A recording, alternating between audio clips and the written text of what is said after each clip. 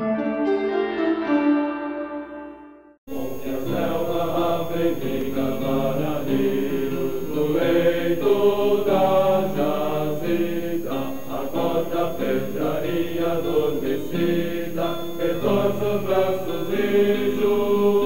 me lembro muito de algumas cenas daquele tempo, cenas de soldados pelas ruas, aviõezinhos vermelhos sobrevoando São Paulo e bombardeando São Paulo. E as conversas de meus pais, meus parentes, a respeito do que acontecia.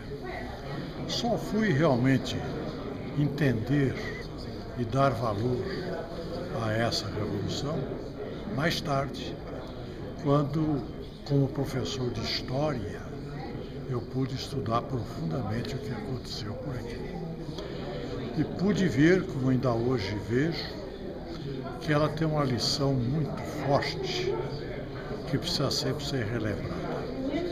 A lição da capacidade que as ideias avançadas têm de mobilizar a população.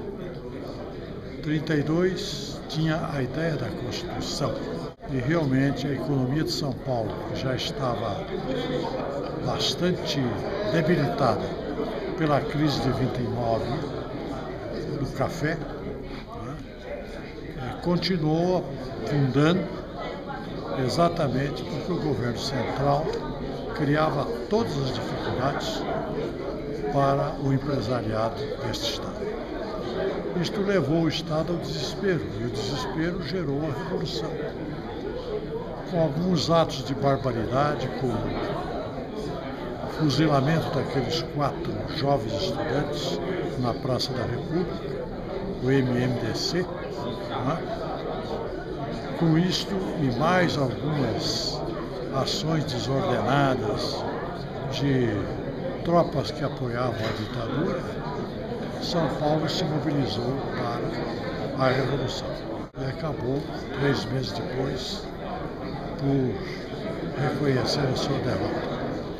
Mas eu costumo dizer que São Paulo saiu vencedor na pós-revolução, porque as escolas que se abriram em São Paulo, sobretudo as escolas superiores, a Escola de Sociologia e Política, a USP, uma em 33, outra em 34, e a própria Constituição de 34, que foi a mais liberal da história das Constituições brasileiras, tudo isso foi fruto muito sazonado desta Revolução.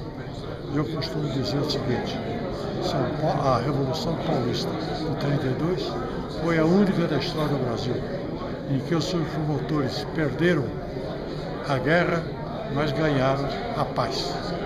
O Instituto de Engenharia foi a primeira associação não governamental a se manifestar a favor da Constituinte. Então, dando prosseguimento ao que foi deliberado numa Assembleia Geral Extraordinária acontecida 1 ano antes, em 1931, o Instituto de Engenharia mandou ao então chefe do governo provisório uma moção em que recomendava, ou melhor, exigia que fosse promulgada, que fosse eleita uma Assembleia Nacional Constituinte para que livremente pudesse homologar uma Constituinte, uma Constituição que fosse livre e não ditatorial como era após a Revolução de 1930. Como isso não foi atendido, o Instituto de Engenharia, juntamente com o povo paulista, se pôs em armas.